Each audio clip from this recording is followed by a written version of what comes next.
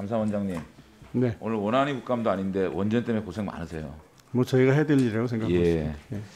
참 우리나라 같은 정치 환경 속에서 감사원이 정치적 중립을 지키기가 참 쉽지 않은 상황이라고 보여집니다. 그럼에도 불구하고 정치적으로 민감할 수 있는 월성 1호기 문제에 대해서 가장 공정하게 감사하려는 노력들이 보이고요. 또 대한민국 건국의 핵심인 청와대의 위원회에 대한 감사도 하시고, 또 감사원장으로서 감사위원회 제청권을 강직하게 행사하는 모습, 이런 것들이 그래도 우리 대한민국에 최재형 감사원장님 같은 분이 계셔서 지탱하고 있구나라는 생각이 듭니다. 그런 감사원장의 모습이 우리 감사원의 신뢰를 높이고 있지 않느냐라는 생각이 듭니다.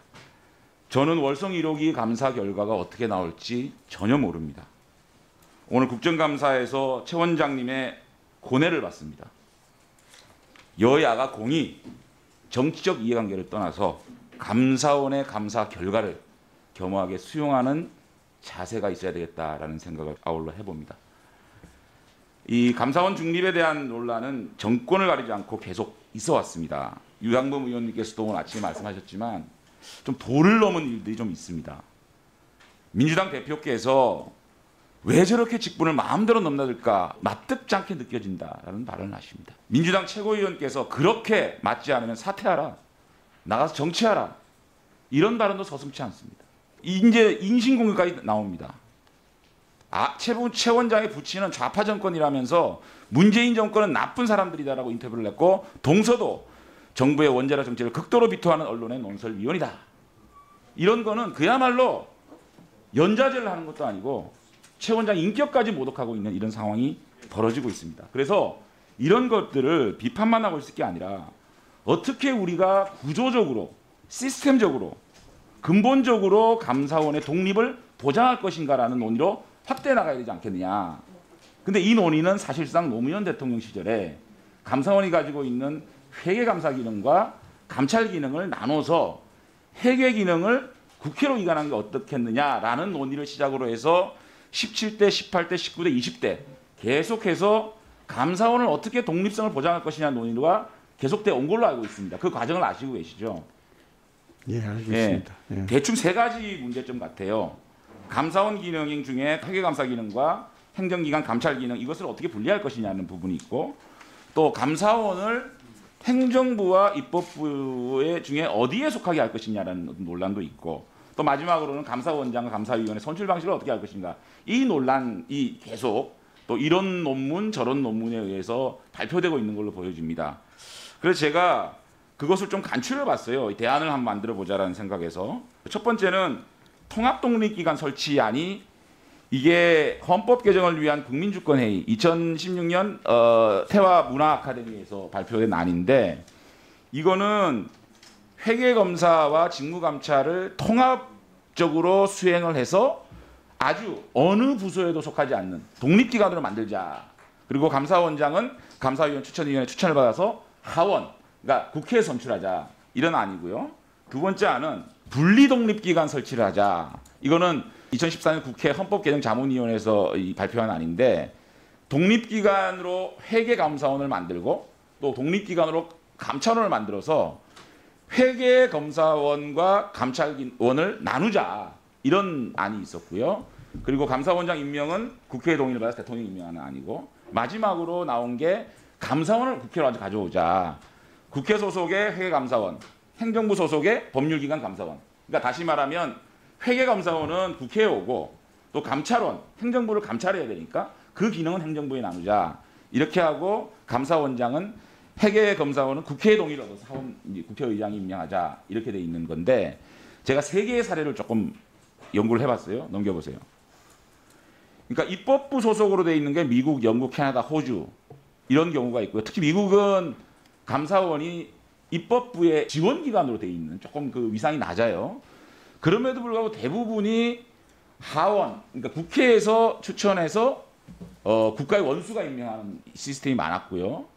또 아주 독립적으로 운영되는 것이 스페인, 일본, 독일, 터키가 있는데, 여기서도 대부분이 감사원은 국회에 선출해서 국가 원수가 임명하는 이렇게 돼 있기 때문에 상당히 독립적으로 보장을 하는 이런 시스템이 돼 있거든요.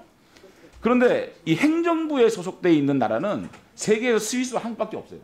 그러니까 다시 말하면 행정부를 견제해야 될 감사원이 행정부, 대통령의 소속이 돼 있기 때문에 어떻게 보면 요즘 공정경영 3법이 있는데 감사위원이 대주주의 손아귀에 있는 이것과 똑같은 상황이거든요.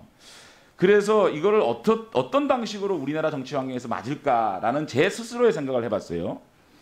저는 이게 지금 현재 헌법상 대통령 소속으로 돼 있는데 입법부로 가져오는 것보다는 사실 국회라는 거는 여야의 첨예한 대립이 있고 또 여야가 어떤 당이 다수당이 되고 어떤 당이 소수당이 되고 이런 것들이 계속 바뀌다 보니까 정치적 논란에 오히려 더 휩싸일 수가 있기 때문에 독립기관으로 가는 게 어떻겠느냐. 입법부, 행정부 어디도 속가적하지 않는 독립기관으로 왔으면 좋겠다는 생각이 들고 구성 형태는 지금 수장 우위형 합의제거든요. 그러니까 감사원장 우위의 합의기관인데 완전 합의기관으로 만들어서 감사원장의 논란에서 조금 벗어날 수 있는 방법이 어떻겠느냐라는 생각이 들고 감사원장도 대통령이 임명해서 국회에서 청문회를 통해서 가결하는 것보다는 국회의장이 후보자 추천위원회를 만들어서 감사원장을 추천하고 또 국회에서 인사청문회를 통해서 본회의 가결이 되면 행정수반이 아니라 국가원수의 자격으로 대통령이 임명하는 이렇게 가면은 이 여야가 정치적으로 뭐 이렇게